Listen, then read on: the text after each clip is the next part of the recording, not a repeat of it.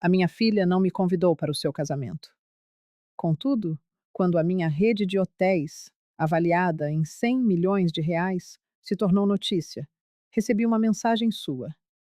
Mãe, precisamos de conversar. Vem cá à casa hoje à noite. Eu apareci, munida de uma pasta de documentos que iria mudar a vida dela para sempre. Mas permita-me recuar um pouco. Deixe-me contar-lhe como cheguei a este ponto, porque nada disto faz sentido sem que se compreenda o que eu passei, o que aquela menina me fez passar. Antes de continuar, diga-me nos comentários de que cidade acompanha esta história e se alguma vez viveu algo semelhante. Quero saber se há mais alguém que entenda esta dor de ser apagada pela própria filha. Era uma sexta-feira de março, há 3 anos, 7h30 da manhã.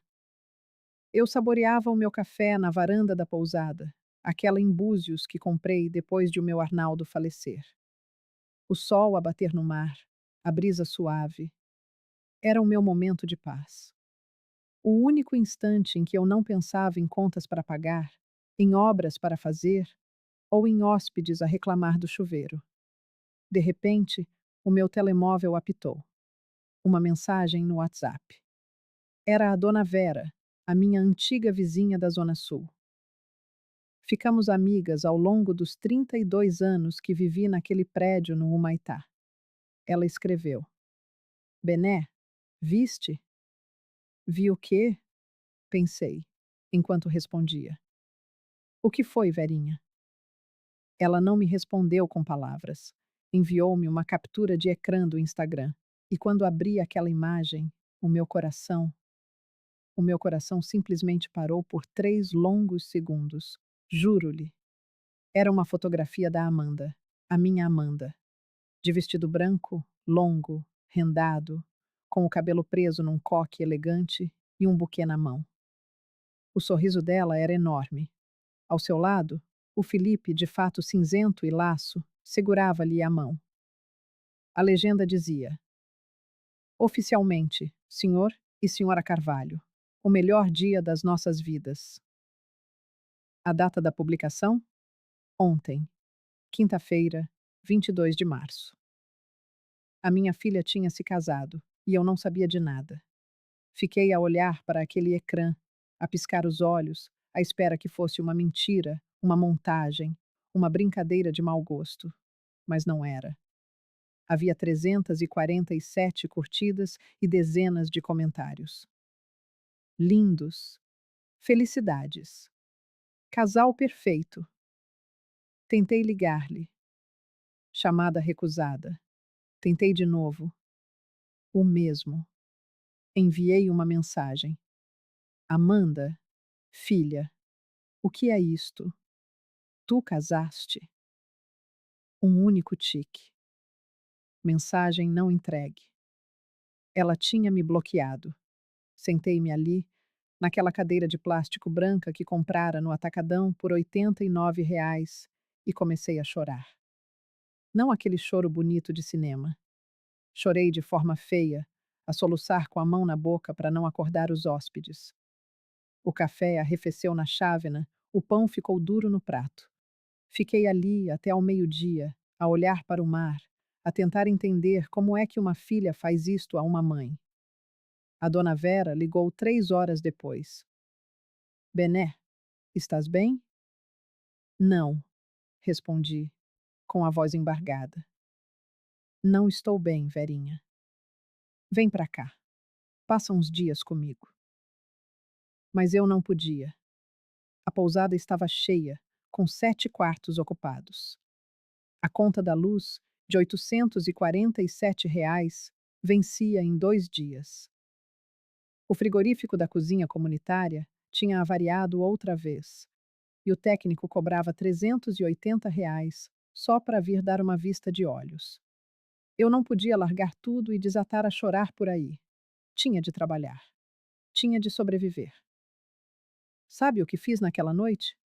Fui até ao quarto 2022, o único que estava vazio, tranquei a porta e liguei o meu velho portátil positivo. Criei um perfil falso no Instagram e fui ver o casamento da minha filha. Havia um álbum completo com 63 fotos. A cerimônia num jardim sofisticado, a decoração em branco e dourado, o buffet com camarões e sushi, as madrinhas de vestido rosé, os padrinhos de fato azul marinho. A mãe do Felipe estava na primeira fila, a chorar de emoção. Do meu lado da família, não havia ninguém, porque o meu lado da família era só eu. Havia uma foto dela a entrar sozinha, sem pai para a levar ao altar, sem mãe para lhe ajeitar o véu. Sozinha e sorridente, como se estivesse tudo bem. Fiquei a ver aquelas fotos até às 4 da manhã, a ampliar cada detalhe, à procura de um sinal, um indício de que ela sentira a minha falta. Uma lágrima escondida, um olhar triste.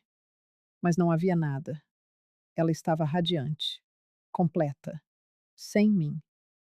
Foi então que vi um comentário de uma tal de Carolzinha Fitch. Amiga, o teu casamento foi perfeito. Obrigada pelo convite. Foi uma honra. Uma estranha, uma personal trainer qualquer, fora convidada. E eu não. Naquele momento, eu entendi. Não era apenas exclusão, era vergonha. Ela tinha vergonha de mim. Deixe-me explicar. Criei a Amanda sozinha desde os 13 anos, depois de o meu marido, Arnaldo, morrer de um infarte fulminante. Financeiramente, estávamos bem. Ele era engenheiro civil, eu era professora de história. A vida era confortável no nosso apartamento no Humaitá. Quando ele morreu, recebi o seguro de vida. R$ 85.000. Parece muito, mas desapareceu entre o funeral, as dívidas que ele deixou e o custo de vida. A pensão e o meu salário mal chegavam para as despesas e a mensalidade do colégio particular da Amanda. A poupança foi se esgotando. Aos 19 anos dela, vendi o apartamento. Com o dinheiro, paguei dívidas, dei-lhe uma entrada para a faculdade particular, porque ela não passou na federal, e com o resto, comprei esta pousada em Búzios. Era velha, a precisar de uma reforma total. O pouco que sobrou era a minha reserva de emergência. A pousada era modesta, azulejos lascados, roupa de cama manchada, chuveiros elétricos que eu mesma consertava para poupar nos R$ 120 do eletricista. No início, a Amanda ainda me visitava. Chegava com um ar de constrangimento, um sorriso forçado para os meus hóspedes, que eram mochileiros, surfistas, família simples. Um dia, ela pediu-me: Mãe, quando me fores buscar à rodoviária, estaciona mais longe, ok? Não quero que as minhas amigas da faculdade me vejam a entrar nesta van. Era uma Kombi de 98 que eu tinha comprado. Amanda tinha vergonha. Está bem, filha, disse eu, e estacionei a 3 quarteirões de distância. A situação foi piorando. As visitas tornaram-se raras, as desculpas frequentes. Em 2019, ela conheceu o Felipe, filho do dono de uma construtora. Ele era charmoso, bem vestido, e a Amanda ficou deslumbrada. Começou a mudar, a gastar um dinheiro que eu não sabia de onde vinha. Ele ia buscá-la num Civic impecável e buzinava à porta. Amanda descia a correr, acenando da janela, sem sequer entrar para me dar um beijo. Uma vez, enquanto eu limpava o quintal, de avental e cabelo preso, o Felipe olhou para mim com um sorriso condescendente e disse a Amanda, alto o suficiente para eu ouvir: Amor, a tua mãe não pode contratar alguém para fazer isso? Amanda riu-se. Não me defendeu. Riu-se. Foi aí que senti que a estava a perder. Com a pandemia, a pousada quase faliu. Vendi a Kombi para pagar dívidas. Fiquei a pé endividada. A Amanda não me ligou uma única vez nesse período. Foi então que conheci a Patrícia. Hóspede do quarto 14, uns 55 anos, consultora de negócios. Ela desceu para o pequeno almoço simples que eu servia e disse algo que ninguém nunca tinha dito. Adorei este lugar. É acolhedor. Sinto-me em casa. Aquela palavra, acolhedor, mudou tudo. Naqueles dias, sem me cobrar nada, ela ajudou-me a traçar um plano, focar num nicho: mulheres que viajam sozinhas. Eu tinha o perfil, disse ela. Mulher que se vira, que não tem medo de trabalho, que sabe o que é recomeçar. Segui o seu conselho. Pintei a fachada, troquei a roupa de cama, enchi o quintal de plantas, criei um Instagram para a pousada e funcionou. Em 6 meses, a ocupação triplicou. As mulheres vinham porque se sentiam seguras, porque viam em mim uma igual. No primeiro ano, o lucro líquido foi de R$ 78.000. Paguei todas as dívidas. A Patrícia voltou, mas desta vez com uma proposta. Bené, já pensaste em expandir? Abrir outra pousada? Transformar isto numa rede? Com que dinheiro? Perguntei. Há investidores interessados, respondeu ela. Eu conheço as pessoas certas. Se aceitares, formamos uma sociedade. Tu entras com a experiência e a marca. Eles entram com o capital. Levei 2 semanas para decidir. Foram 2 semanas em claro, com a mesma pergunta a ecoar na minha cabeça. E se tudo der errado? E se eu perder o pouco que me resta? Mas então, uma outra voz, mais audaciosa, sussurrou: E se der certo? Eu aceitei o risco. Em 2022, abri a minha segunda pousada, em Paraty. Foi comprada por R$ 520.000, um dinheiro que não era meu, mas de um investidor que acreditou no projeto. Reformei, decorei, mantive a mesma identidade. Um luxo tranquilo, acolhedor, e, acima de tudo, seguro.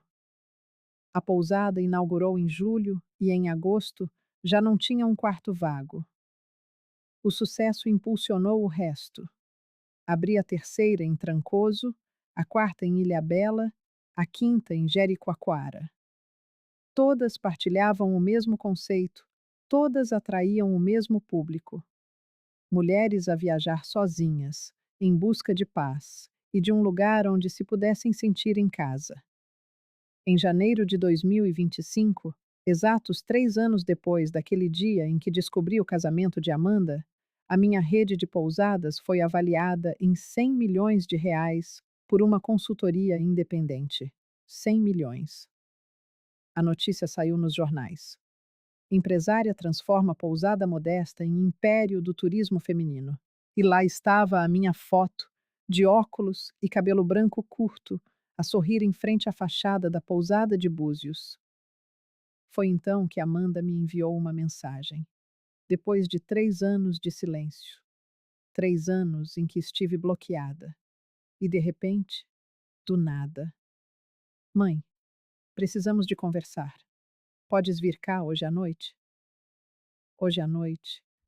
Como se a minha agenda fosse uma página em branco. Como se eu fosse saltar para obedecer à primeira ordem dela.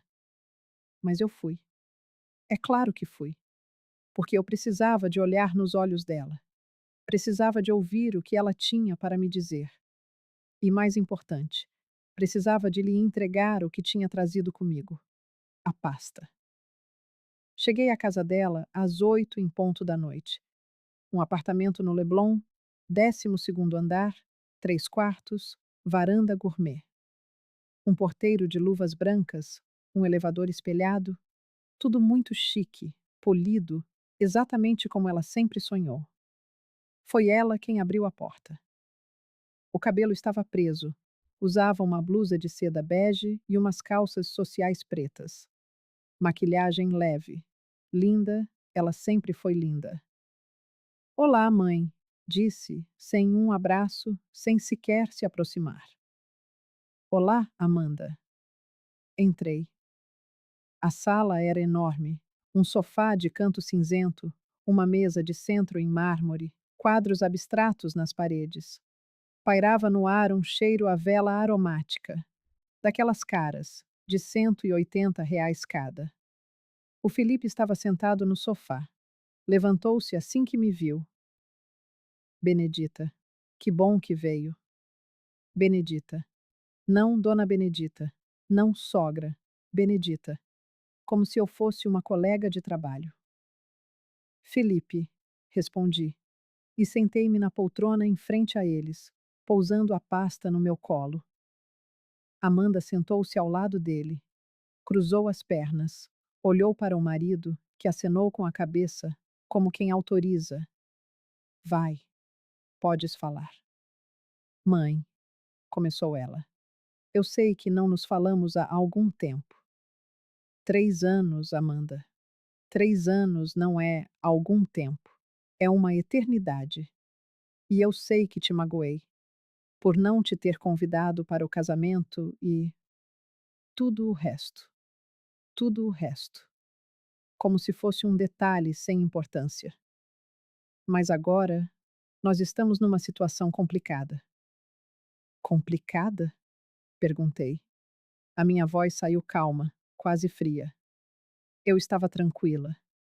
Pela primeira vez em 3 anos, eu estava perfeitamente tranquila.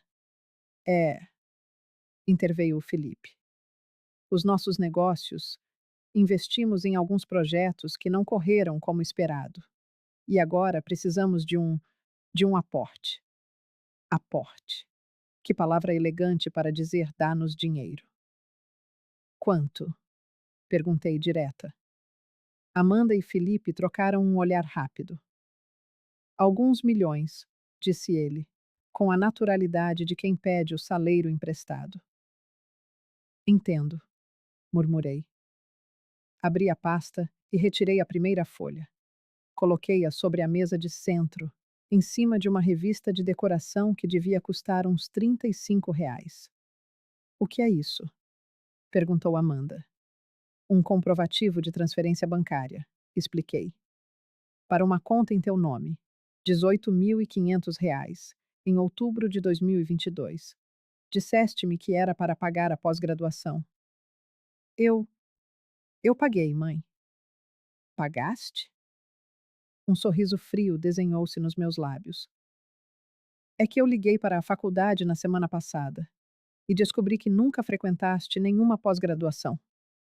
Silêncio. Tirei a segunda folha. Outro comprovativo. R$ 12.000, março de 2023. Este foi para um curso de coaching que ias fazer. Eu investi. Também liguei. A empresa faliu há 2 anos. Nunca chegou a abrir turmas.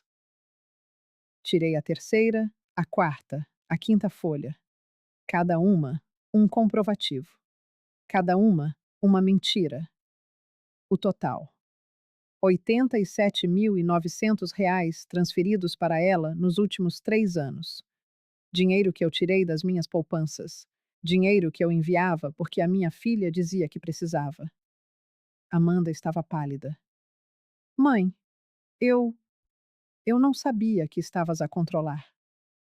A controlar? Repeti. Não, filha. Eu estava a documentar. Felipe pigarreou. Dona Benedita, isso é passado. Estamos a falar do futuro. Nós podemos pagar tudo isso de volta, com juros. Mas primeiro, precisamos de resolver a situação atual. Olhei para ele. Aquele rosto bonito, charmoso, arrogante. Situação atual. Repeti. Conta-me, Felipe. Que situação é essa? Ele hesitou. Alguns financiamentos. Alguns imóveis que compramos como investimento estão a entrar em execução e. Bem, você é a fiadora. Eu sou o quê? Fiadora, sussurrou Amanda. Nós, nós usamos o teu nome, mãe, para conseguir o crédito. E então, a verdade. A verdade que eu já conhecia. Estás a ver? Olhei para a minha filha e juro, foi como ver uma desconhecida. Vocês usaram o meu nome. Repeti devagar. saboreando cada sílaba, como se precisasse de ter a certeza de que tinha ouvido bem. O meu nome, a minha assinatura, sem a minha permissão. Amanda não me encarou. Olhava para o chão, para o tapete persa que devia ter custado, no mínimo, uns R$ 8.000. Nós íamos contar-te, murmurou. Iam? Quase ri. Quando? Quando o banco me processasse. Felipe agitou-se no sofá, desconfortável, mas a tentar manter a compostura. Dona Benedita, não foi bem assim. Tínhamos um plano para liquidar tudo, mas o mercado imobiliário caiu e. Quantos? Interrompi. Quantos financiamentos? Silêncio. Quantos, Amanda? Ela engoliu em seco. 5. 5. 5 propriedades. 5 contratos assinados com o meu nome, com uma assinatura que eu nunca tinha feito. Quanto? Perguntei. Quanto é que vocês me devem? No total? Felipe passou a mão pelo cabelo. Com juros, multas, correções, cerca de 4,2 milhões. 4.200.000 reais. Fiquei ali, sentada, a observá-los. Amanda roía o lábio. Felipe mexia nervosamente no telemóvel. E eu?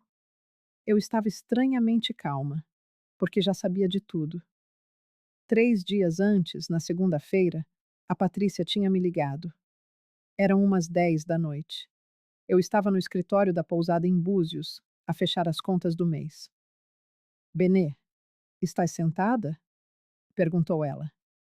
Estou. Por quê? Preciso de te mostrar uma coisa. Vou enviar-te por e-mail. Abre agora. Abri. Eram ficheiros PDF. Contratos de financiamento. 5. Todos com a minha assinatura. Ou melhor, com uma péssima tentativa de a imitar. Um apartamento em Botafogo. Uma casa em Niterói. Uma sala comercial em Copacabana. Uma cobertura em Ipanema. Uma loja no Leblon. Um total de R$ 3.440.000 em financiamentos. Com os juros, as parcelas em atraso e as multas, a dívida chegava aos 4,2 milhões. Todos em nome de Amanda Carvalho e Felipe Carvalho. E todos comigo, Benedita Reis, como fiadora. Como conseguiste isto? Perguntei a Patrícia, com a voz a tremer. Tenho os meus contactos. Pedi a um investigador para dar uma vista de olhos quando vi a notícia do teu sucesso, e me lembrei de que a tua filha nunca mais te tinha procurado. Achei estranho. E olha o que encontrei. Isto é. Isto é falsificação, disse eu. É um crime. É. E podes processá-los. Mas antes, deixa-me mostrar-te outra coisa. Ela enviou-me mais documentos, relatórios financeiros da construtora do pai do Felipe. Estavam falidos, com uma dívida de 18 milhões a fornecedores e 3 obras paradas. O Felipe tinha sido despedido da empresa do próprio pai há 6 meses. E a Amanda? Nunca tinha trabalhado a sério na vida. Os freelas eram mentira. Eles viviam de crédito. Crédito em meu nome. O que é que eu faço? Perguntei perdida. O que tu quiseres, Benê. Tens as provas. Podes acabar com eles. Ou podes. Ou posso o quê? Ou podes usar isto a teu favor, explicou-me a Patrícia. Explicou-me tudo, direitinho. Na terça-feira de manhã, às 9h15, eu estava no escritório do Dr. Sérgio, o meu advogado. Um homem de 62 anos, de cabelo grisalho e ar sério. Coloquei os documentos na sua mesa. Dona Benedita, disse ele depois de ler tudo. A senhora pode apresentar uma queixa-crime, falsificação de documento, burla, uso indevido de identidade. Eles podem apanhar de 2 a 5 anos de prisão, cada um. Eu não quero isso. disse eu. Ele olhou para mim surpreendido. Eu quero outra coisa. Quero comprar estas dívidas. Comprar? Exatamente. Quero que negocie com os bancos. Compre a totalidade da dívida. Quero que a credora seja eu, não os bancos. O Dr. Sérgio tirou os óculos, limpou-os na ponta da gravata. A senhora tem noção do que está a pedir? Isto vai custar-lhe 4.200.000 reais. Eu sei. E eu tenho o dinheiro. Eu tinha. A minha rede valia 100 milhões. Eu tinha 12 milhões de liquidez na conta. Pagar 4,2 milhões era doloroso, mas exequível. E depois? Perguntou ele. Depois de a senhora se tornar a credora? Depois, eu executo a dívida. Tomo todos os imóveis. Tomo tudo. Ele ficou a olhar para mim, provavelmente a pensar que eu tinha enlouquecido, mas apenas perguntou: Tem a certeza? Absoluta. Trabalhamos sem parar. O Dr. Sérgio tinha os seus contactos. Negociou, fechou os acordos. Comprou as 5 dívidas por 3.900.000 reais, um desconto generoso por ter pago tudo a pronto. Na sexta-feira de manhã, às 11h27, eu era a única credora de Amanda e Felipe. Eles deviam-me tudo, e não faziam a menor ideia. Por isso é que, quando Amanda me enviou aquela mensagem, eu respondi: Estarei aí às 20 horas.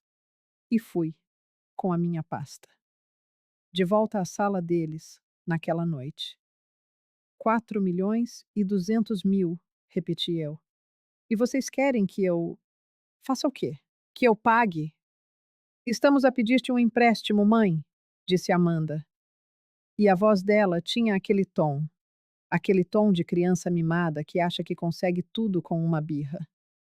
Nós pagamos de volta, com juros. Em 5 anos nós. 5 anos? Interrompi. Amanda, tu tens alguma ideia do que são 4 milhões de reais? Eu sei que é muito, mas. Não, não sabes. Levantei-me, peguei na pasta e caminhei até a janela. Lá embaixo, o Leblon brilhava. Luzes, restaurantes cheios, carros importados. Sabes quanto é que eu gastava de supermercado por mês quando eras adolescente? R$ 1.200, em 2015. E sabes o que eu fazia? Comprava frango em vez de carne, massa em vez de arroz integral, sabonete de 2,50 em vez daquele de 12 que tu gostavas. Porque senão, o dinheiro não chegava. Mãe, cala a boca, Amanda. A minha voz não se alterou, mas ela calou-se no mesmo instante. O meu tom não pedia, mandava. Sabes quanto gastei para estudares naquele colégio particular? R$ 142.560. 6 anos de mensalidades. Sabes de onde veio esse dinheiro? Das poupanças que eu e o teu pai juntamos durante 15 anos. Íamos usar para comprar uma casa na praia, um lugar para envelhecermos juntos. Mas ele morreu. E eu usei tudo em ti. Felipe estava inquieto. Olhava para o telemóvel a cada 2 minutos. Sabes quanto custou a tua faculdade? O suficiente para me obrigar a vender o apartamento onde vivi durante 32 anos. E o que é que tu fizeste? Desististe no terceiro ano. Disseste que não era a tua praia, que te querias encontrar. Eu. Eu não sabia que tu. Não sabias? Ou não querias saber? Virei-me e encarei-a. Amanda, eu fiz tudo por ti. Tudo. E quando eu precisei, quando estava no fundo do poço, na pandemia, sem dinheiro, a pensar em vender a pousada, tu ligaste? Perguntaste se eu estava bem? Silêncio. Não, não ligaste. Desapareceste. E agora apareces, 3 anos depois, porque viste nos jornais que eu tenho dinheiro e queres que eu resolva a porcaria que vocês fizeram. Não é bem assim, começou o Felipe. Eu ri. Uma risada seca, amarga. não é? Então explica-me, Felipe. Explica-me como é que usaram o meu nome sem a minha permissão.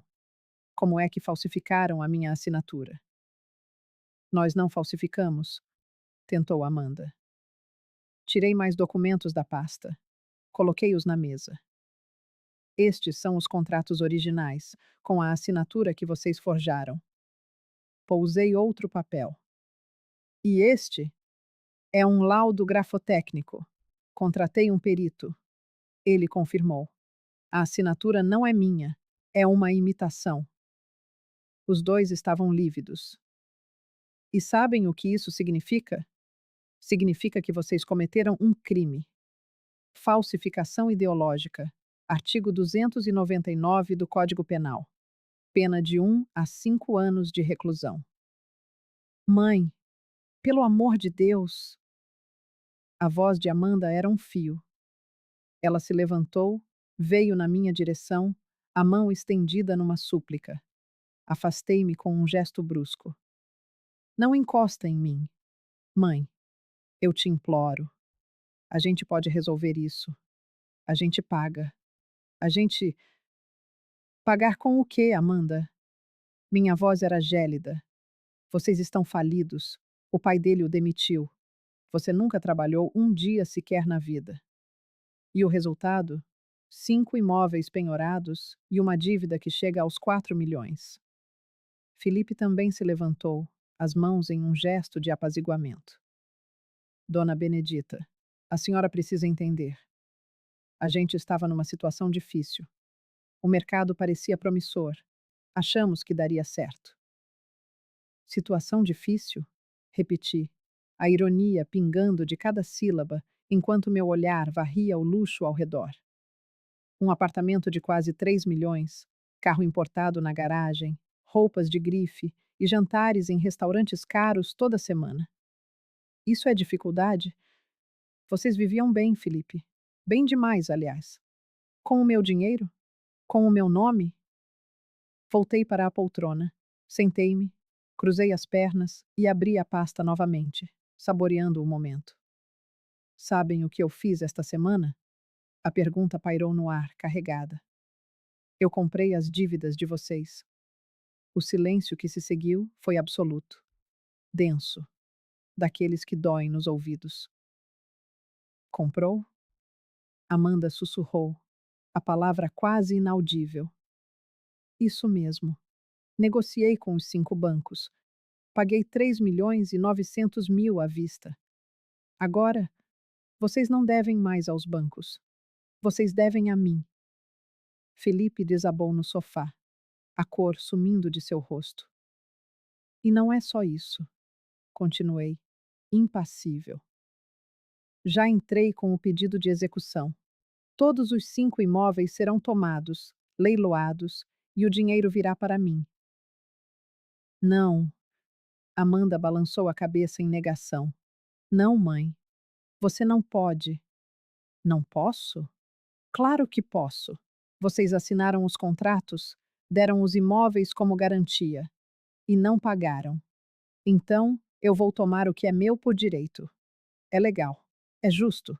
É exatamente o que vocês fizeram comigo. Nós não fizemos nada com você, explodiu Felipe. Foi, pô. Foi a primeira vez que ele levantou a voz para mim. Nós só. Nós só usamos o seu nome para conseguir crédito. Íamos pagar tudo. Iam? Com que dinheiro? Ele não respondeu. Com o meu? Insisti. Vocês iam me pedir dinheiro para pagar a dívida que fizeram no meu nome? Iam me usar 2 vezes? Amanda já estava chorando. Um choro feio, convulso, que borrava a maquiagem cara em seu rosto. Mãe, por favor, soluçou ela. Eu sei que errei. Fui horrível com você, eu sei, mas você é minha mãe. Não vai nos deixar na rua, vai? Na rua? Levantei-me, a calma se esvaindo. Amanda, você me deixou sozinha no dia do seu casamento. Você me bloqueou em tudo. Você fingiu que eu não existia. E agora, você quer a minha pena? Eu estava eu estava com vergonha, ela gritou. E com o grito, a verdade finalmente veio à tona, crua e dolorosa. Está satisfeita? Eu tinha vergonha. Vergonha da sua pousada, daquela Kombi velha, de você com aquele avental surrado. Vergonha do seu cabelo branco, das suas mãos calejadas. O Felipe, a família dele é rica e eu não queria que ele soubesse de onde eu vim. Pronto, estava dito. E o que eu senti naquele instante não foi raiva, foi alívio, um alívio imenso, libertador, porque agora eu não precisava mais fingir que não sabia. Vergonha, repeti, a palavra amarga na minha boca. Você tinha vergonha de mim. Ela chorava, o rosto escondido nas mãos. Da mulher que te criou sozinha, que trabalhou 16 horas por dia para que nada te faltasse, que vendeu tudo o que tinha, que quase faliu a pousada. Tudo por você. E você tinha vergonha. Eu sinto muito. Ela soluçou. Sente? Peguei minha pasta e caminhei até a porta. Você não sente nada, Amanda. Você só sente porque agora precisa de mim. Se eu ainda fosse pobre, você nem teria enviado aquela mensagem. Não é verdade. Abri a porta e, antes de sair, lancei um último olhar sobre o ombro. Boa sorte, filha. Vocês vão precisar. E fechei a porta atrás de mim. Dentro do elevador, enquanto descia, minhas pernas começaram a tremer. Tremiam tanto que precisei me segurar na barra de apoio para não desabar ali mesmo. Quando cheguei ao térreo, sentei-me num banco na entrada do prédio. Fiquei ali, respirando fundo, tentando processar o que acabara de acontecer. O porteiro se aproximou. A senhora está bem? Quer que eu chame alguém? Não, obrigada. Só. Só preciso de um minuto. Fiquei ali por uns 10 minutos, até meu celular vibrar. Era Patrícia. E então? Como foi? Sua voz era cautelosa. Horrível, respondi, a voz rouca, mas necessário. Você contou? Contei. Sobre a compra das dívidas, sobre a execução. E eles entraram em pânico. Bom, houve uma pausa. Bené, você fez a coisa certa. Fiz? Perguntei. Porque não parece. Fez.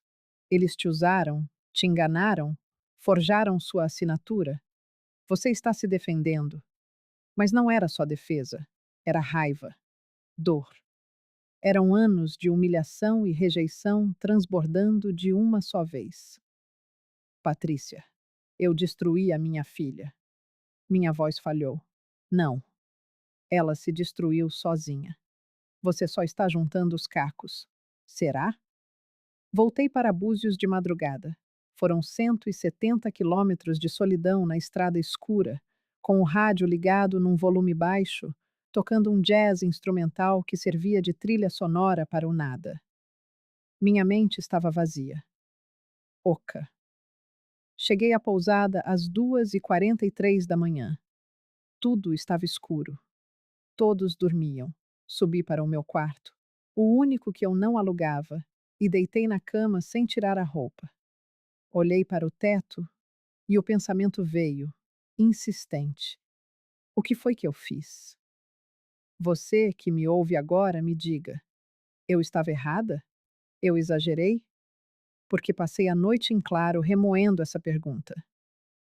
No sábado, às 7h15 da manhã, meu celular explodiu. A primeira mensagem era de Amanda. Mãe, pelo amor de Deus, atende. Precisamos conversar. Depois, Felipe. Dona Benedita, vamos resolver isso como adultos. 23 mensagens no total. Ligações perdidas, áudios dela chorando, dele implorando. Ignorei tudo. Ao meio-dia, o doutor Sérgio ligou. Dona Benedita, o advogado deles entrou em contato. Querem negociar. Negociar o quê? Um acordo. Parcelar a dívida em 10 anos, talvez. Não. Tem certeza absoluta? Absoluta. Eu quero os imóveis. Todos eles. Entendido. Vou prosseguir com a execução. Desliguei. O celular tocou de novo. Número desconhecido. Atendi. Alô? Benedita. A voz era masculina, mais velha, grave. Quem fala? Antônio Carvalho, pai do Felipe. Ah, o patriarca. O dono da construtora falida. O que o senhor deseja? Quero que você pare com essa palhaçada. A palavra me atingiu como um tapa. Palhaçada? Repeti incrédula. Seu filho forjou a minha assinatura. Isso, senhor Antônio, é crime. Meu filho cometeu um erro, como todo jovem. Mas você, como mãe, como avó, avó? Quase engasguei. Eu não tenho neto. Amanda está grávida de 3 meses. O mundo parou. Vai fazer isso com a mãe do seu neto? Deixar seu neto nascer na rua? A voz dele ecoava na minha cabeça. Desliguei o telefone na cara dele. Sentei no chão frio da cozinha da pousada, as mãos tremendo sem controle. Amanda. Grávida. Eu seria a avó. E não sabia. Claro que não. Ela nem sequer falava comigo. Disquei o número de Patrícia. Ela está grávida. Quem? Amanda. 3 meses. O pai do Felipe me ligou para me chantagear. Ouvi o suspiro de Patrícia do outro lado da linha. Bené, isso muda alguma coisa para você? A pergunta ficou suspensa entre nós. Muda? Deveria mudar? Eu não sei, admiti, a voz um sussurro. Eu simplesmente não sei. Você não é obrigada a mudar de ideia só porque ela está grávida. Grávida ou não, ela continuou te usando e te enganando. Mas é o meu neto, Patrícia. E? Você acha que ela vai te deixar vê-lo? Acha que ela vai mudar? Eu não respondi, porque eu não sabia a resposta. Passei o fim de semana inteiro pensando nisso. Grávida. Meu neto. Minha primeira, e provavelmente única, chance de ser avó. E eu estava prestes a tirar tudo da mãe dele. Na segunda-feira, Dr. Sérgio ligou. As execuções foram aceitas. A cobertura de Ipanema iria a leilão no dia 18 de abril. A casa de Niterói, no dia 25. A sala comercial, em 2 de maio. E os outros 2? Ainda em tramitação, mas não deve demorar. Dona Benedita, a senhora ainda tem certeza? Olhei pela janela. O mar, as ondas quebrando, o sol do meio-dia. Tenho, eu disse. Mas será que tinha mesmo? As semanas seguintes foram as mais difíceis da minha vida. Todo dia, eu acordava às 5 da manhã, não por querer, mas por não conseguir dormir. Ficava olhando para o teto, pensando. Eu tenho um neto a caminho e estou tirando a casa da mãe dele. Patrícia vinha me visitar, tentava me animar. Você está fazendo a coisa certa, ela repetia. Eles te usaram, Bené. Eu sei, eu respondia. Mas e o bebê? O bebê não vai nascer na rua. Eles sempre dão um jeito. Mas será? No dia 15 de abril, 3 dias antes do primeiro leilão, Amanda apareceu na pousada.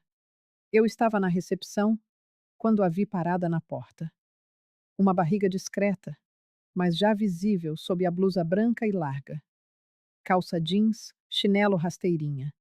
Sem maquiagem, o cabelo preso num rabo de cavalo simples. Ela não disse nada, apenas ficou ali, esperando. Terminei de atender a hóspede e caminhei até ela. O que você está fazendo aqui? Precisava falar com você, disse, a voz baixa, cansada. Nós não temos nada para conversar. Mãe, por favor. Ela tirou os óculos escuros. Os olhos estavam vermelhos, inchados. 5 minutos. Respirei fundo. Duas hóspedes nos observavam. Eu não daria um show. Vamos lá fora. Levei-a para o quintal dos fundos. Sentamos numa mesa afastada. Amanda pousou as mãos na mesa. Vi que ela não usava aliança. Cadê sua aliança? Vendi, ela respondeu, o olhar fixo na própria mão nua.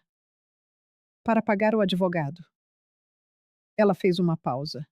Mãe, eu não vim pedir dinheiro. Não vim pedir que você pare com a execução. Eu sei que não tenho o direito de pedir nada. Fiquei quieta, esperando. Eu vim. Eu vim pedir desculpas. Eu sei que fui horrível com você, continuou ela, a voz embargada. Sei que te magoei de uma forma que talvez não tenha perdão. E eu não estou pedindo por ele. Só quero que saiba que sinto muito, de verdade. Ela limpou uma lágrima com as costas da mão, um gesto cansado. Quando conheci o Felipe, achei que ele era a solução para tudo. Rico, charmoso. E eu? Eu sempre me senti inferior. Na faculdade, as outras meninas tinham carro, viajavam, e eu tinha uma mãe que morava numa pousada velha e andava de Kombi. Amanda, deixa eu terminar, por favor. Ela respirou fundo. O Felipe me fez acreditar que eu merecia aquela vida, que eu podia ser só rica. E para isso, eu precisava esquecer de onde eu vim, esquecer de você. Mas a verdade é que eu nunca esqueci. Toda vez que eu estava naquele apartamento chique, eu lembrava de você limpando o chão. Toda vez que eu ia a um restaurante caro, lembrava de você comendo macarrão instantâneo no fim do mês. E em vez de gratidão, eu sentia vergonha, porque sabia que tudo aquilo era uma mentira. E o casamento? A pergunta escapou de mim. Por que não me convidou? Pela primeira vez, ela me olhou nos olhos, sem desviar. Porque eu sabia que se você fosse, você ia ver. Ver que o casamento custou 180 mil reais, dinheiro que não tínhamos. Você ia perguntar: de onde vocês tiraram esse dinheiro? E eu não conseguiria mentir olhando nos seus olhos. 180 mil. Enquanto eu, na época, devia quase 20 mil no cartão. Foi o Felipe que teve a ideia de usar seu nome. Ela continuou. Eu juro, mãe. No começo eu disse não, mas ele insistiu. Disse que era só para conseguir o crédito, que íamos pagar tudo antes de você saber. E eu acreditei, porque eu queria acreditar. Você assinou, eu disse, a voz firme. Você falsificou a minha assinatura. Eu sei. Ela cobriu o rosto com as mãos. Eu sei. E eu vou carregar isso para o resto da minha vida. Fiquei ali, olhando para ela. Minha filha, grávida, destruída. Fui invadida por uma torrente de sensações, tantas e tão contraditórias, que me sufocaram. Raiva, tristeza, pena. E lá no fundo, bem escondido sob as ruínas, um alívio. O alívio de que ela estava ali, de que tinha vindo até mim. Onde você está morando? Minha voz soou mais áspera do que eu pretendia. Ela contou que estava em Madureira, com a mãe do Felipe, num apartamento de 2 quartos. Dividia o quarto dela com eles. Madureira. O abismo entre o Leblon e Madureira era imenso. Uma queda vertiginosa. E o Felipe? Está procurando emprego. As coisas estão difíceis. O nome dele está sujo. Ninguém quer contratar. A mão dela repousou sobre a barriga proeminente. O bebê nasceria em outubro, dia 22. Outubro. Faltavam 5 meses. É menino ou menina? Menino. Pela primeira vez ela sorriu. Um esboço de sorriso, pequeno e triste, mas ainda assim genuíno. A gente vai chamar de Miguel. Miguel. Meu neto. Miguel. Mãe, ela disse, a voz baixa. Eu não vim pedir que você pare com os leilões. Não vim pedir dinheiro. Eu vim pedir uma chance. Uma chance de você conhecer seu neto, de fazer parte da vida dele, não da minha. Eu entendo se você não quiser mais nada comigo, mas ele não tem culpa de nada disso. Ela se levantou, recolocando os óculos escuros como uma armadura. Se você quiser, pode ir nos visitar, ou podemos trazê-lo aqui quando nascer, o que você preferir. Mas eu não vou te impedir de ser avó. Não vou cometer esse erro também. E saiu. Deixou-me ali, sentada, sozinha, com o barulho do mar e um nó apertado no peito. Naquela noite, o telefone na minha mão parecia pesar uma tonelada. Liguei para a Patrícia. Eram quase 11 horas. Bené, está tudo bem? Ela atendeu, com a voz embargada de sono. Ela veio aqui. Quem? A Amanda? Sim, veio, pediu desculpas, contou tudo e me convidou para conhecer o bebê. Silêncio do outro lado da linha. E então? Patrícia perguntou cautelosa. Eu não sei o que fazer. Você quer conhecer o bebê? Claro que eu quero! A minha voz subiu, descontrolada. É meu neto. Meu único neto, provavelmente. Como eu não vou querer conhecer? Então conheça. Mas e os leilões, Patrícia? Como fica? Eu tiro a casa dela e no dia seguinte apareço lá para segurar o bebê dela no colo? Como isso funciona? Ela suspirou. Bené, você pode fazer as duas coisas. Pode executar a dívida e ainda assim ser avó. Uma coisa não anula a outra. Mas parece errado? Parece, mas não é. Ela te enganou. Falsificou sua assinatura. Isso não muda só porque ela está grávida. Mas ela também é sua filha. E aquele bebê é seu neto. Você tem o direito de ter um relacionamento com ele. Mas como? Como vou olhar na cara dela sabendo que destruí a vida dela? Você não destruiu nada, Bené. Ela fez isso sozinha. Você só está cobrando o que é seu por direito. Será? Seria só isso? Naquela noite, o sono também não veio. Fiquei a pensar. Em tudo. No Arnaldo. Imaginei se ele ficaria orgulhoso do que eu construí, ou se estaria decepcionado com o que eu estava a fazer com a nossa filha. No dia 18 de abril, a cobertura de Ipanema foi a leilão. Valor inicial, 880 mil. Foi arrematada por 920 mil.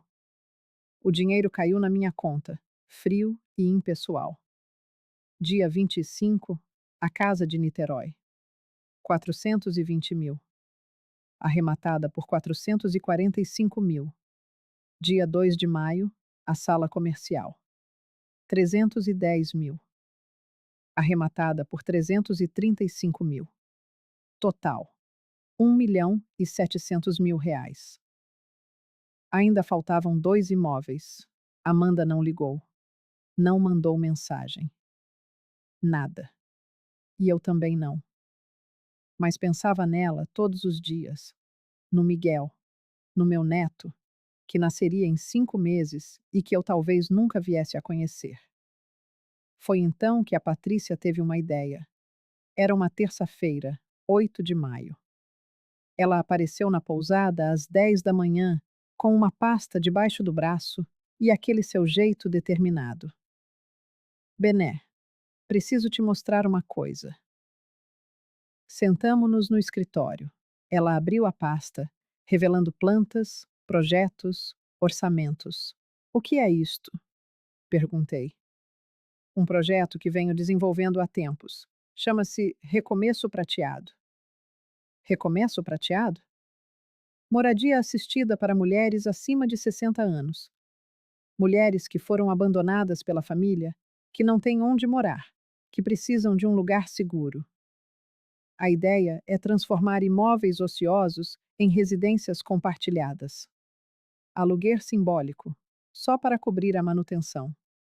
Elas moram lá, cuidam umas das outras, resgatam a dignidade. Olhei para os papéis, para os apartamentos adaptados, para as fotos de referência. E por que você está me mostrando isso? Porque você tem 5 imóveis, Bené. 5 imóveis que tirou da Amanda. Imóveis que vão ficar ociosos. Você pode vendê-los e embolsar o dinheiro, ou pode transformá-los em algo maior. Algo com propósito. Propósito. A palavra ecoou dentro de mim. Lembrei-me daquela hóspede lá no começo que disse que a minha pousada era acolhedora. Pensei em todas as mulheres que passaram pelos meus hotéis buscando paz, um lugar onde pudessem ser elas mesmas. E se eu pudesse fazer isso em maior escala? Quanto custa? Perguntei. Para adaptar os 5 imóveis? Cerca de R$ 800.000. Mobília, reforma, acessibilidade. 800 mil. Eu tinha. Com os leilões, recuperara 1.700.000 e ainda faltavam 2 imóveis. Quanto tempo para colocar em funcionamento? 6 meses. Se começarmos agora, em novembro está tudo pronto. Novembro. Um mês depois do nascimento de Miguel. E se a Amanda souber? Se ela descobrir que eu transformei os apartamentos dela em moradia para outras mulheres? Patrícia me encarou com seu olhar firme. E daí? Ela perdeu o direito de opinar quando falsificou sua assinatura. Esses imóveis são seus agora.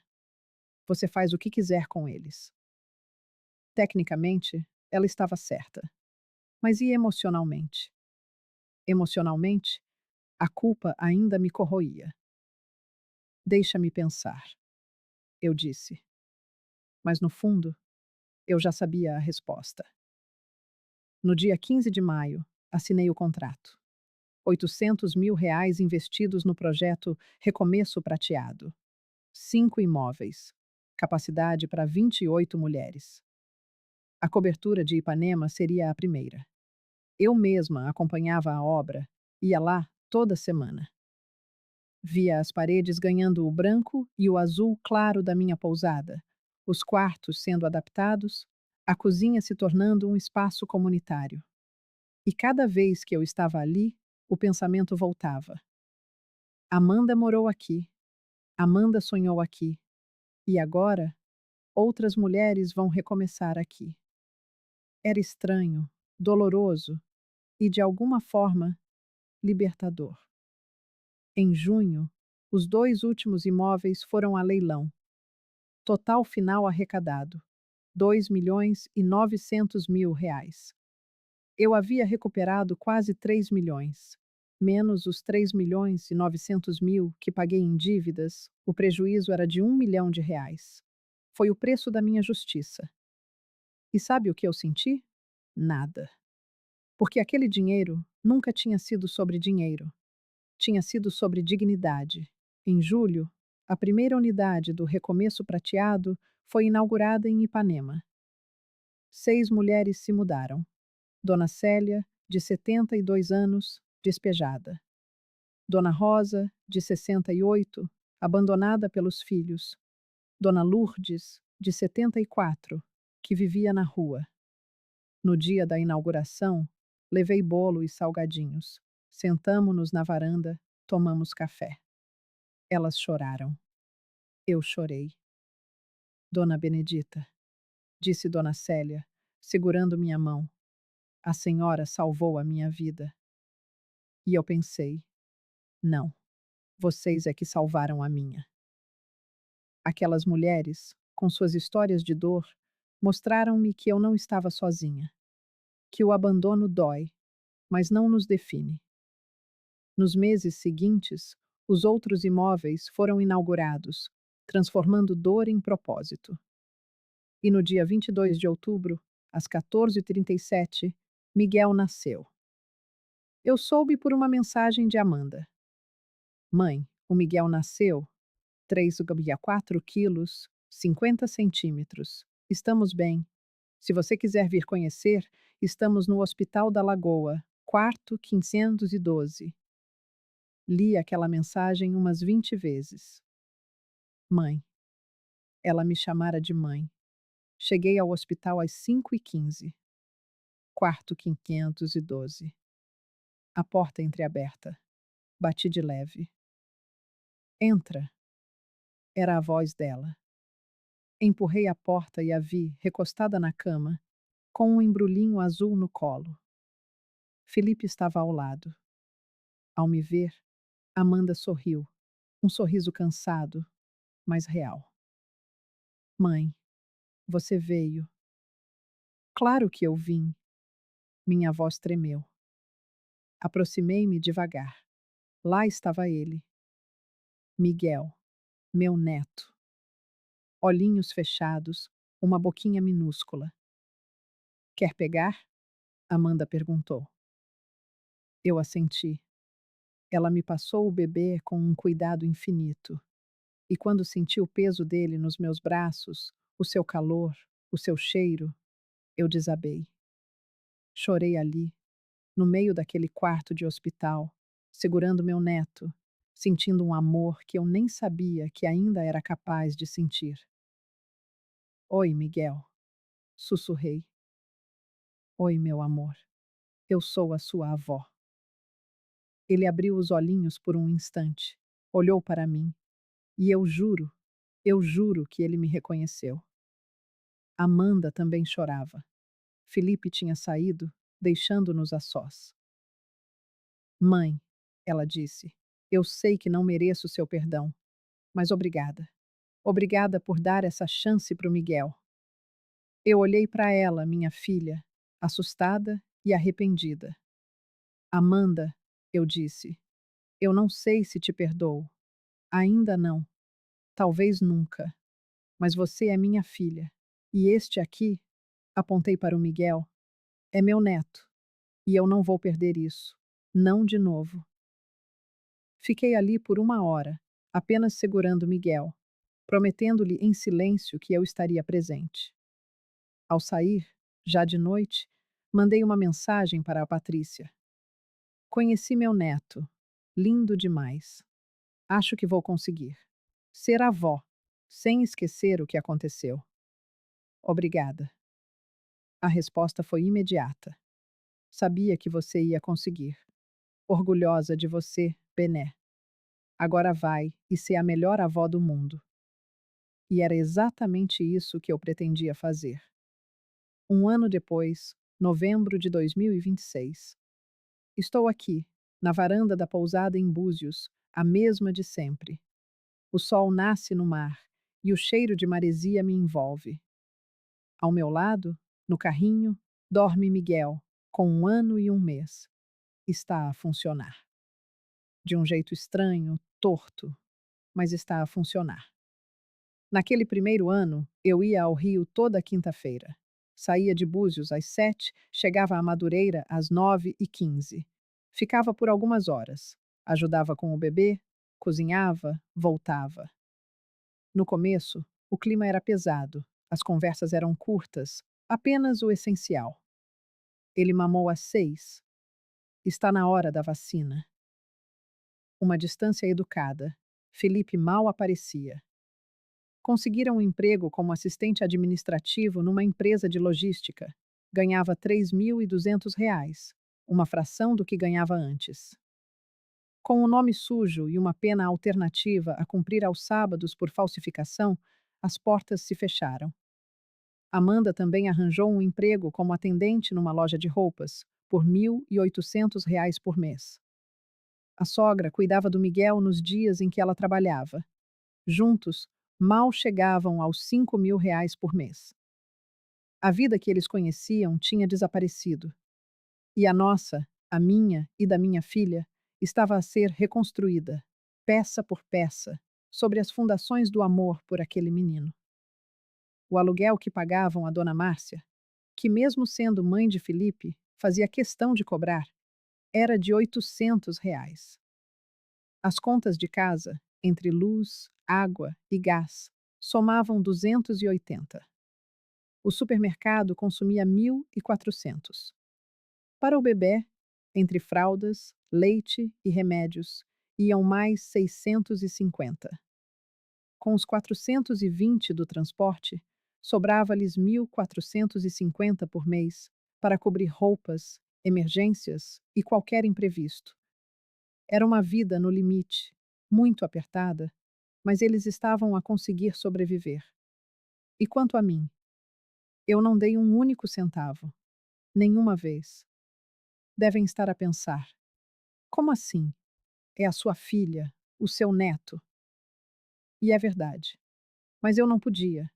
Se eu cedesse, estaria a reiniciar o mesmo ciclo vicioso. Ela voltaria a pedir, e eu tornar-me-ia a sua muleta financeira para o resto da vida. Por isso, a minha ajuda vinha de outras formas. Quando os visitava, levava um pacote grande de fraldas, que custava R$ 145. Levava latas de leite em pó a 87 cada uma. Levava frutas, legumes, frango. Abastecia o frigorífico deles, sem que precisassem de pedir. Mas dinheiro vivo? Nunca. E o resultado? Eles aprenderam. Aprenderam a viver com o que tinham e a dizer não ao supérfluo. Amanda abriu mão do salão, onde cada sessão para pintar o cabelo lhe custava R$ 320, e passou a usar uma tinta de farmácia de 25. Felipe trocou a cerveja importada do bar, a R$ 18 a garrafa, pela lata de R$ 3,50 do supermercado, bebida em casa. Eram pequenas mudanças, mas que somadas faziam toda a diferença. Janeiro de 2026, 3 meses após o nascimento de Miguel. A chamada de Amanda chegou numa sexta-feira, ao meio-dia. Eu estava na pousada de Paraty, a supervisionar uma reforma no telhado. Mãe, podes falar? A voz dela soou do outro lado da linha. Posso, diz. Houve uma hesitação, um suspiro profundo. Eu. Eu queria agradecer-te. Agradecer pelo quê? Por tudo. Por vires toda a semana, por me ajudares com o Miguel, por não me teres abandonado, mesmo depois de tudo o que eu fiz. Fiquei em silêncio. Não sabia o que dizer. Eu sei que não mereço, continuou ela. Sei que tinhas todo o direito de desaparecer da minha vida, mas não o fizeste, e eu aprendi muito este ano. Aprendi a dar valor às coisas. Aprendi que o dinheiro não é tudo. Aprendi que fui uma filha horrível. A voz dela embargou. Mas eu quero ser diferente com o Miguel, disse ela.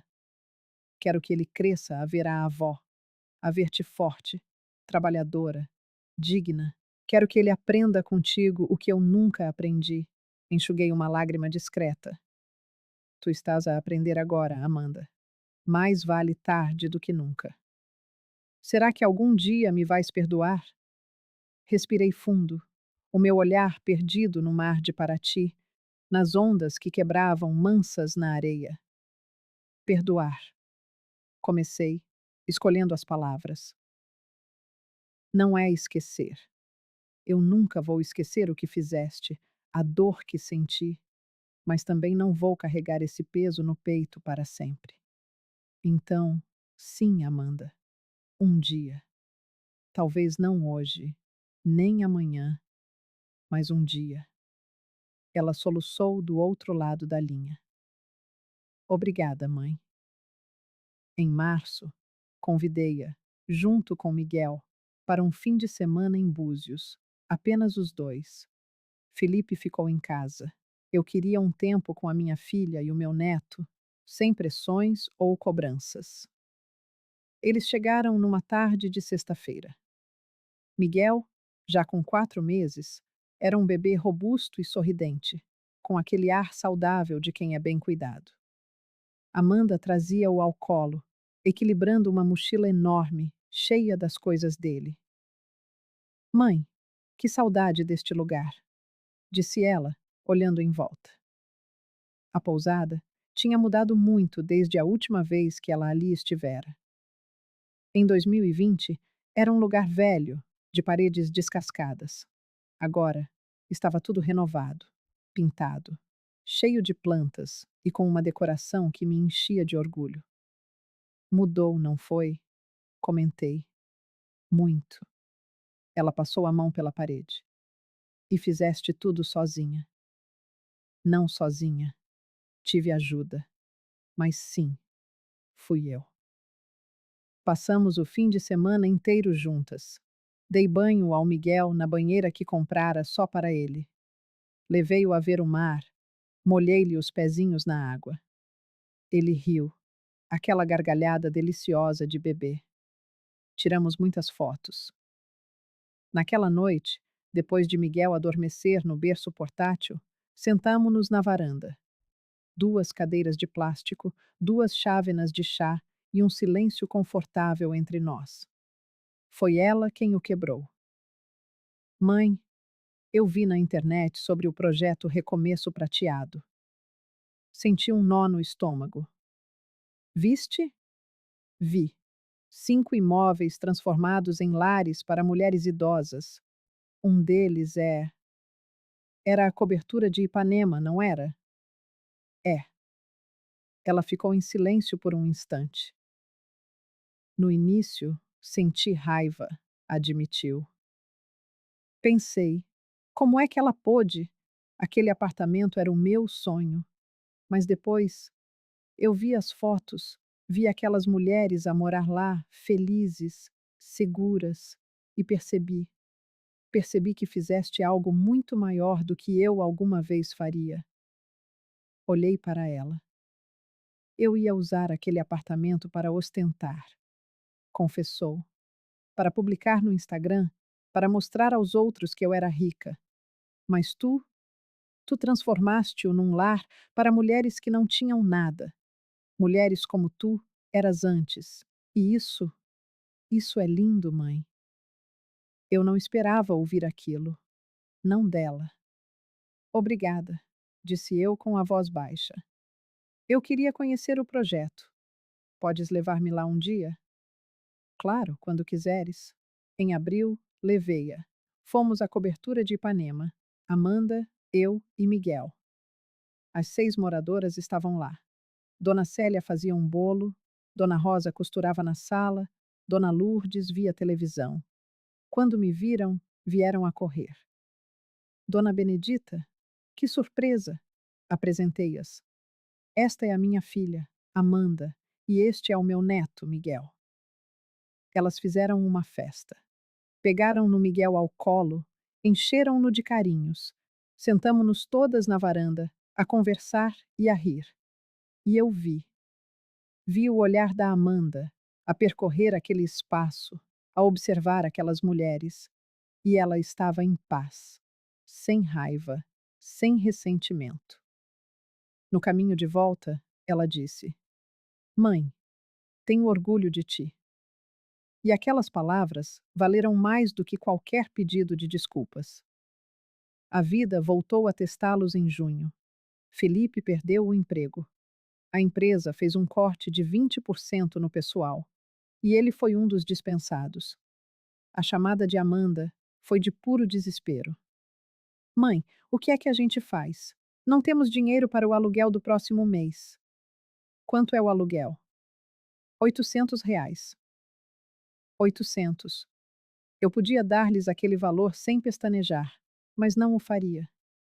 Amanda, tu estás a trabalhar? Estou. Então tens o teu salário. Vão ter de apertar o cinto, cortar o supérfluo e viver com o essencial. Mas, mãe, sem mas. O Felipe precisa de procurar um novo emprego. Até lá, vocês vivem com o que tu ganhas. Simples assim. Ela ficou zangada. Não falou comigo durante 2 semanas. Mas no fim do mês, Enviou uma mensagem. Tinhas razão. Nós conseguimos. Foi difícil, mas conseguimos. Felipe encontrou um novo emprego em agosto, auxiliar de armazém. Ganhava menos do que antes, mas era melhor do que nada. E sabem o que eles fizeram? Pegaram no rendimento conjunto e criaram uma planilha, uma de verdade. Aluguel, contas, supermercado, transporte, tudo anotado. E o que sobrava, dividiam. Uma parte para pequenas emergências, outra para uma poupança. Poupança. A minha filha estava a poupar pela primeira vez na vida. Setembro trouxe o primeiro aniversário de Miguel. A festa foi pequena, na casa de Dona Márcia. Um bolo simples, salgadinhos que a própria Amanda preparou e uma decoração modesta. No final, quando todos já tinham ido embora, Felipe aproximou-se. Dona Benedita, eu preciso de lhe pedir desculpas. Olhei para ele. Eu fui um idiota, continuou. Fui ganancioso e irresponsável. Não há desculpa para o que fiz, mas quero que saiba que eu mudei. Ou pelo menos, estou a tentar mudar, todos os dias. Por que me estás a dizer isto agora? Perguntei. Porque olho para o meu filho e penso: que tipo de homem quero que ele seja? E não quero que ele seja o homem que eu fui. Olhei para aquele homem que tinha manipulado a minha filha, que tinha forjado a minha assinatura, e vi um homem quebrado, a tentar reconstruir-se. Felipe, disse eu, ainda não sei se te perdoo, mas respeito a tua coragem de admitir os teus erros e espero, sinceramente, que continues a tentar. Pelo Miguel, pela Amanda e por ti mesmo. Ele assentiu com a cabeça, com os olhos marejados. E foi nesse dia que eu senti que, talvez, as coisas ficassem bem. Hoje, em novembro de 2026, estou aqui, com o meu neto a dormir ao meu lado. A rede de pousadas cresceu. Agora são 7 unidades, avaliadas em 142 milhões de reais. O projeto Recomeço Prateado é uma realidade nos 5 imóveis, abrigando 28 mulheres. E cada carta que recebo delas, com a caligrafia trêmula de quem voltou a ter esperança, lembra-me do porquê de tudo isto. Dona Benedita, a senhora deu-me uma razão para viver. A Amanda visita-me todos os meses. A tensão ainda existe. Por vezes a memória da dor ressurge. Mas depois olho para o Miguel e sei que valeu a pena. Porque naquele dia, há 3 anos, eu não perdi apenas uma filha. Eu encontrei-me a mim mesma. Descobri que sou mais forte do que imaginava. O Miguel chama-me vovó. É um balbucio, mas é tudo. Ele corre para mim, adormece no meu colo, e eu sei que ele vai crescer a ver a sua avó como uma mulher forte. Na semana passada, a Amanda enviou-me uma mensagem, quase à meia-noite. Mãe, hoje eu quero ser como tu. Obrigada por não teres desistido de mim. Amo-te. Chorei ao ler, não de tristeza, mas de alívio. Eu também te amo, filha, respondi, e nunca vou desistir de ti. Nunca. Esta é então a minha história. De humilhação à reconstrução. Não é um conto de fadas com um final perfeito. As cicatrizes existem, mas também existe crescimento e amor. Um amor condicional, sim, porque o amor verdadeiro exige respeito e reciprocidade. Eu não perdi a minha filha, eu reencontrei-a e ganhei um neto. Ganhei 28 mulheres que me chamam de anjo. Ganhei a minha própria dignidade de volta. E hoje, sentada na varanda, a ver o sol nascer sobre o mar, com o meu neto ao lado, posso finalmente dizer: eu cheguei. Não onde planeei, mas onde precisava de estar. Obrigada por ter chegado até ao fim. Se esta história te tocou de alguma forma, deixa um comentário a dizer de onde estás a assistir.